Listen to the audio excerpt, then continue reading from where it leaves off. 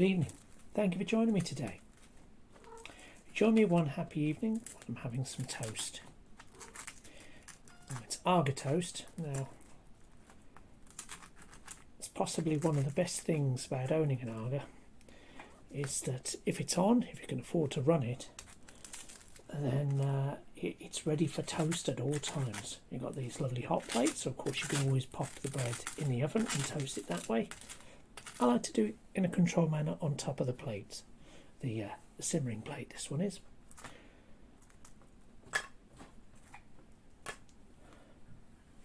Takes about 5 minutes and it's a meditation. You know, if you can't take time for coffee and you can't take time for toast, then where are you really? You know, that's what separates us from the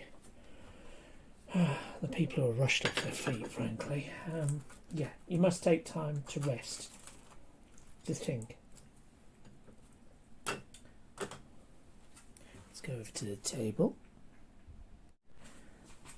Now I've just had to wrestle this margarine off the cat because she's a devil for it. She sees margarine and it was literally closed on the table and she decided to knock it off and try and get her face straight in the margarine.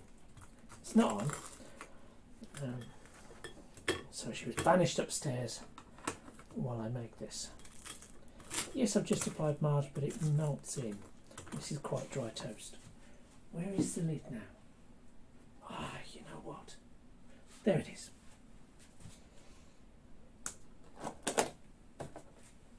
There's only so much cat hair you can take in your food, you know. I think it's time for something nice like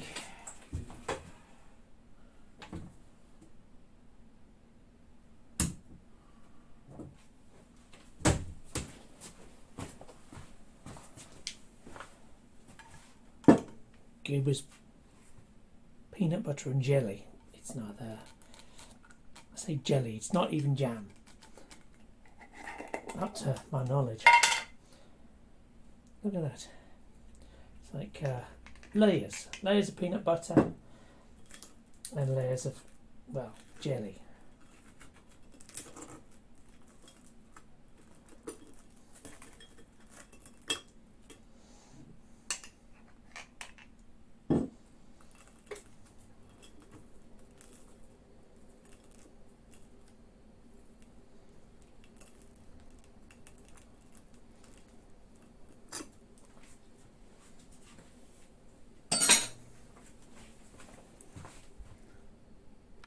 Okay, some time has passed and it's time for coffee. The toast is well out of the way and I've allowed the cat back downstairs. A matter of minutes, you know, I'm not being mean. It's a cold night and the cats love to be downstairs in the kitchen where it's warm. With the Arga on, it's probably the best place to be in the house. There she is on top of the Arga, nesting in the towels that we've got drying there. It is a cracking resource if you don't want to pay for an extra clothes dryer, of course, with the added bonus that if you're drying things on top of a hot Arga, it's not tearing them to shreds like a regular dryer will, and you don't have to deal with fluff that might ignite somewhere, you know. Anyway, thought I'd talk about Caffè Bustelo, which is this coffee that the missus introduced me to. You get it on Amazon, although I'm guessing there are plenty of other places you can go. The trick is getting it without paying far too much for the import charges, because it comes from the States. I believe it's Colombian. Let me just double check that.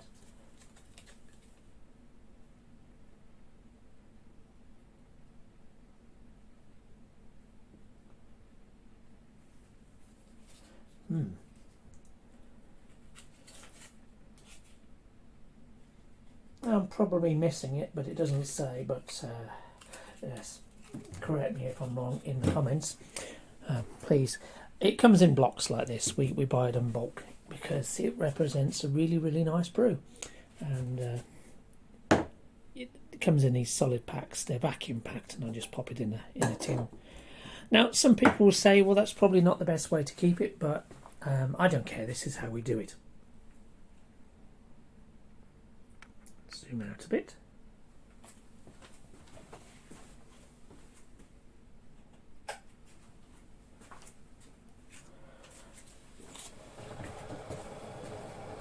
It is one of those coffees that gives you a little more caffeine than the average.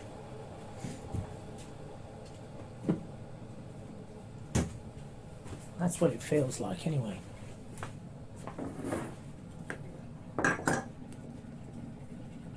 Pots and yeah, I'm only making a brew for me.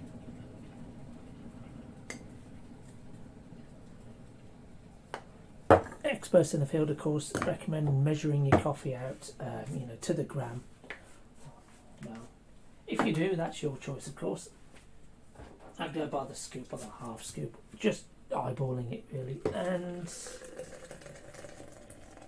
get good results as far as I'm concerned, and that's what counts. Have I given myself enough? Yes. Dear old coffee press.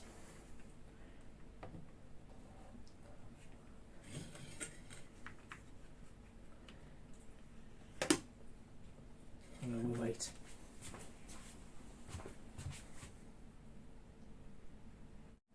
Greetings, thank you for joining me today. It's the early hours of Sunday the 7th of January. Early in the year, we're expecting snow soon, I think. Well, that's what the Met Office say, mind you. They say a lot of things, don't they? In the summer, they say we're going to have the hottest weather on record, and then, here in the Midlands, it's usually all right, but it's never outstanding. I guess they're trying to jinx us, for the really, really overly hot weather, and they seem to do the same thing for the snow. They say we're heading for snow, lots and lots of snow for weeks, and then we get rain. It's no bad thing. I'm guessing somewhere there's a Met Office building that's completely covered in children's sledges, just to jinx the snowy weather. Make sure we don't get that. I'm being silly, obviously. Well, anyway, so thank you for joining me today. I do appreciate your time. If you've got the time to like and subscribe, well, I do appreciate that as well. It helps the channel immensely. That's what everyone says anyway. It's nice looking at the stats anyway. I'm not going to labour those. No one likes labouring stats, really. It's no fun. Cheers, by the way. Now, anyone that might draw a line between my shake and caffeine, well, mind your own business. There's no actual link as far as I'm concerned. I've tried it with and without, and the shake is inherited, as it is with so many people. I think you have to have something nice to look forward to every day, and if that's just a coffee as you start your shift, well, so be it. I think coffee and caffeine is, for me, the thin line that separates me from nice Matt and quite intolerant Matt, frankly. No one needs to get that, especially when you're in the sort of role I do, or any role for that matter, really. You've got to bring your best self to any particular job. Now, it's been a long week. It's been a long week, and I think there's a few things to unpack. So I'm going to stop the video here before I make a mess of it like I've done the last 16 times I've tried to record it, and we'll start talking about the individual things to unpack. Okay, so top of the list for me this week is health issues. It frankly, when it comes to things that go through my head on a week-by-week basis, health is often up there. It's been up there quite a lot recently. We've had the likes of our UK Prime Minister, currently Rishi Sunak, talking about measures the Conservative government would like to introduce to reduce the sale of cigarettes, tobacco, nicotine products, vapes and so on to anyone who's 14 or under. The theory being that if they raise the age at which you can purchase tobacco 1 year, every year, ongoing by a certain date, will be tobacco free. Well, at least that generation will be tobacco free, and it will be the case going forward. This will, of course, in turn have a knock-on effect on things that cost the general population, like the NHS and a whole range of other things, because less and less people will die of cancers due to smoking or tobacco generally. So it can be no bad thing. It will certainly help the population, and who doesn't want to see a better world where we don't die of so many cancers? Now, quite how many cancers smoking causes as in the general population, I can't tell you. It's meant to be 1 in 4. I think probably the figures are quite a bit higher. You've also got smoking related deaths, for those who don't smoke but still suffer chronic respiratory issues due to people in the household who smoke. I'm not here to judge anyone who smokes within a household and the possible impacts. I'm not here to judge that. I'm just saying that there are clear issues across the board, and it's not necessarily the healthiest activity. By the same token, the recent rise in vaping, I don't think that is healthy or good for the environment, because of course in so many cases we're seeing materials going into landfill that don't need to be there. When you think about the filters that go into a cigarette, those things stick around for 50 years in landfill before they even start to break down. And the same, what can we say of the likes of vapes? We're putting lithium batteries, single-use lithium batteries in a lot of cases. Things being sold to children in their millions. Yeah, it's got to stop, because all those batteries heading into landfill, that's a problem. That's a problem that's going to come back to bite us. Not to mention all the plastic that goes with it. That takes an age to get rid of. We worry about, nuclear materials and radioactive things from, say, the nuclear industry. Oh, that's dangerous in the environment. Yes, it is. But think about what really matters is all the plastics in the environment. They all leach and they all degrade, but slowly. And they're building up and up and up, and they are to a point where, frankly, we've got to do something about it. So it's no bad thing that the government wants to reduce the number of smokers and make sure that going forward we become more and more a tobacco-free country. Quite how long we'd have to wait before we see the impact on the NHS and the sort of things we die of, I don't know. Now you might ask yourself, why hasn't this government, or any previous government for that matter, tried to ban smoking before? Outright ban, a dead stop. Well, the reason is taxation. The price you pay for a packet of cigarettes, or any tobacco product for that matter, is weighted down by the amount of taxation you pay. I'm not sure what the percentage is right now, but it's fairly high. And year on year, chancellors have come in and they've seen it as a soft target for increasing tax, because unlike things that are necessary, so real food you really need to eat, obviously you can increase the tax on that to a certain extent, but there comes a point when the population will start to rebel because it's stopping people eating. Whereas tobacco is something you get addicted to. You don't need it. If you can't have it, you won't die. But people are addicted to it, so it's the tax that they pay without question at the till. Nobody goes to the corner shop to buy a packet of cigarettes and then says, you know what, no, hang on, no, put it back on the shelf. I won't have it. I'm just not going to give more money to the exchequer. They don't do that because people go, no, I'm addicted, so I'm going to buy it anyway. It's a tax they pay without question, unlike other taxes. So it's been a soft target for taxation for many, many years, and it's only going to increase. Now we could just see the future governments increasing the tax more and more, and you've got to wonder how high it will go. I witnessed a conversation on a bus one day when two elder members of the community were telling each other how they quit smoking. Well, the one says, well, I quit smoking when the price of cigarettes went up to £6 a packet, because at that point I felt it was far more than I was prepared to pay. And actually this lady, she did mention the fact that she was loath to pay more tax, but that's a rare individual that mentions that. And her friend says, no, it's similar for me. I quit when the price of tobacco reached £10 a packet, because at that point it was just ridiculous.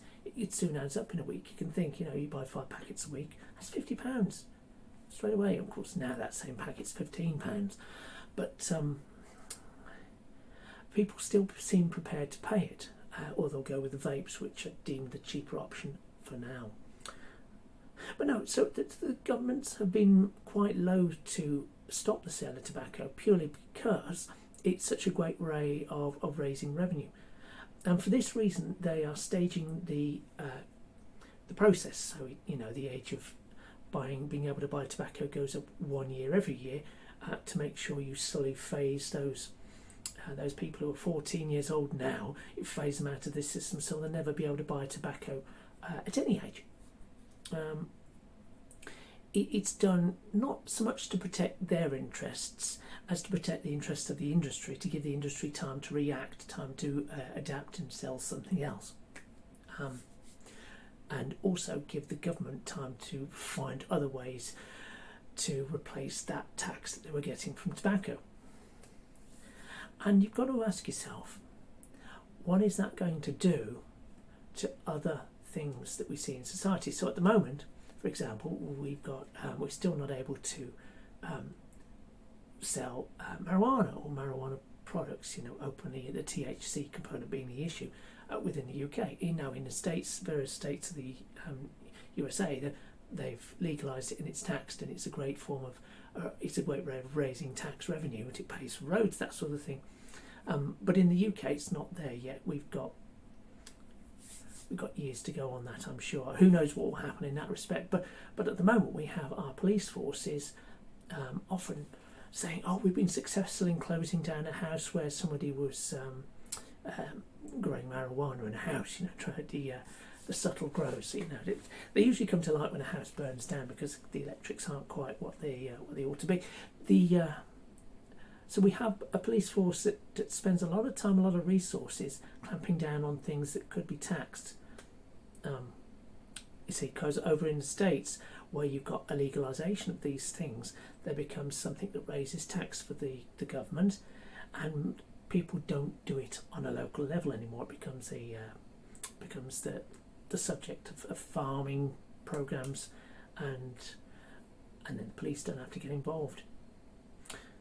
So I've got to wonder how it's going to affect the policing going forward. So if they ban the sale of tobacco to people of a certain age, and they ban the sale of tobacco going forward, are we going to see police eventually raiding people's houses because they've got a bit of tobacco growing in the garden? Now you might say, "Oh, tobacco growing in the garden? I thought that only grew over in the States, in the sunnier climes." No, not so at all. Let's just stop the video there before I make a mess of it again. 1 moment. And as if by magic, I managed to segue my way from my first topic, which is health, through taxation. This is the second topic, I guess, now on to the third topic, which is gardening. So, as I say, we've seen recent years police forces get awfully proud of the fact they raided some house where someone's growing some weed because the market dictates that it's worth their while. If the market dictated that it was something that a farm could get involved in, and the sale was taxed and legal, then you wouldn't see people doing this on a local level. I've got to wonder what happens when we make the sale of tobacco illegal. Are we going to see the canny youth of today taking gardening up? Just because, well, they wanted to take up smoking, and that's the only way they're going to manage to do it. Let me show you what's on the bench today. Okay, on the table today I've got a plate, and there's a reason for this white plate. It just makes things easier to see. Talking about gardening, I think if you can garden, you should. I find it quite enjoyable, and I got into it later in my life than maybe I should have done. All those missed years. It's amazing what you can grow, and it's so satisfying to grow things that you eat yourself, or that you just enjoy. So first on the list, just to stay with the topic of tobacco, is part of my seed collection. Let me just bring her down 1 moment. This is my seed collection so far this year. I've only just started building up my seeds for this year. This is unbelievable, tobacco seeds. So as you can see on the label, it's about 1,000 seeds or thereabouts, and they are small. So tiny. There's my finger. These things, individual seeds, each one of these seeds can grow into a plant that literally towers above me with massive leaves, and every single one of those leaves could be turned into tobacco for a pouch. It works out to be roughly, I don't know, 2 leaves would make a pouch of tobacco. That's my reckoning. I really haven't followed it through. I have previously grown quite a lot of tobacco. Amber leaf, this is. There's also grows well is Golden Virginia, and they're good growers. They grow in the UK really well, and they look nice. When they finish flowering, the flower isn't that spectacular, but of course it does produce more seeds that you can grow next year. But really the show of the tobacco is the leaves. Massive leaves, and you can put them on the compost if you don't want to use them, or because if you put them on the compost, they're great for keeping away pests. They break down. You can also put tobacco leaves in a watering can and just let the nicotine seep out of the leaves into the water, and then if you use the water to water other things, it keeps away green fly aphids, I believe. It certainly seems to work anyway, and it's a natural pesticide. Why pay for the things that are going to knock your health? Some pesticides will really knock your health. Okay, moving on. As I say, I've got to find. I'm sure I had some Golden Virginias somewhere, but no one knows where that went. Staying with things that are maybe smokable, and I'm not going to go into how you can take it from a cultivated leaf to something you can smoke. There's plenty of videos out there on that matter that deal with it far better than I will. Here's one that also grows well in the UK, certainly here in the Midlands. It's lion's tail, wild dagger, or as they call it, if we're going to be Latin, Leonotis leonorus. There are other versions of this. It's as I say, as you might have gathered, in certain parts of Africa it grows wild, and it's regarded as a weed out there, but you can smoke it. Now this one looks cracking good. I shall try and dig out a picture of the one I grew in a couple of years ago in the front garden. Beautiful, brightly coloured flower, and apparently you can smoke it. It's slightly euphoric, so I'm told. I didn't try it myself. The wind got it.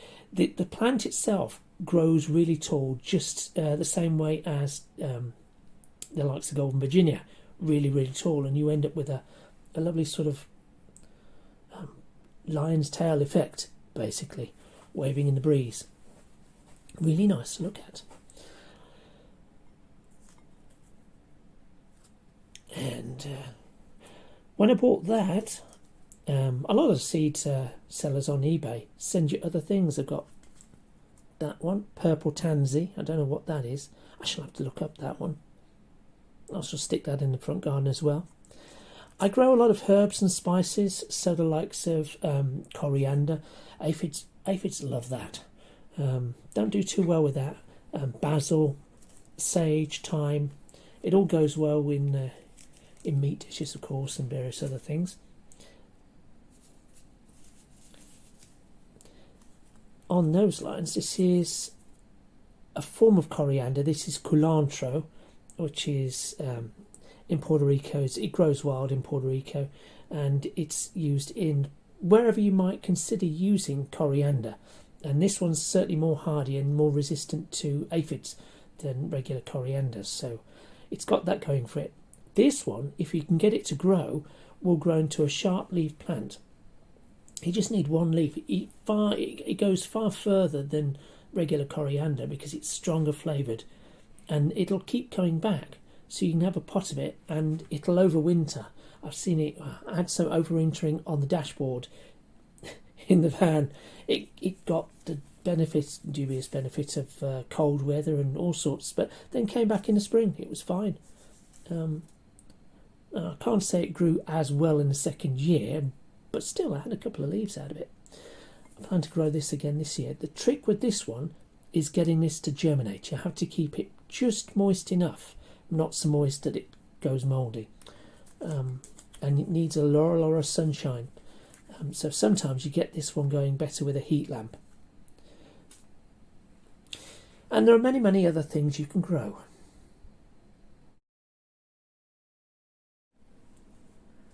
So maybe it's time to try a bit of gardening. And it isn't very costly. Those seeds are available on eBay from a wide range of sellers, and for a small outlay you can have an awful lot of fun. It's good for the environment because, of course, when you grow plants, they're doing their best to reduce carbon dioxide. So, it's got that going for it. Given that the cost of living is rising and rising and rising, the government's doing nothing to help that, and they're going to start impacting, further parts of our lives, which some people regard as a joyous part. A lot of people aren't going to be very happy that they aren't going to be able to take up or continue smoking. As these smoking products are removed from the market, the people who are growing older, well, my generation and older, and they're going to find access to tobacco products dwindling as well, because shops just won't consider carrying it because that market dwindles. So maybe it's time to do a bit of gardening. Like I say, we've got a government that hasn't helped the cost of living rise. They've just let it happen.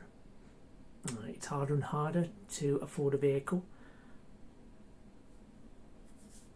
Maybe it's time to say, okay, time to dig up that block paved drive and plant a little something. Might be interesting.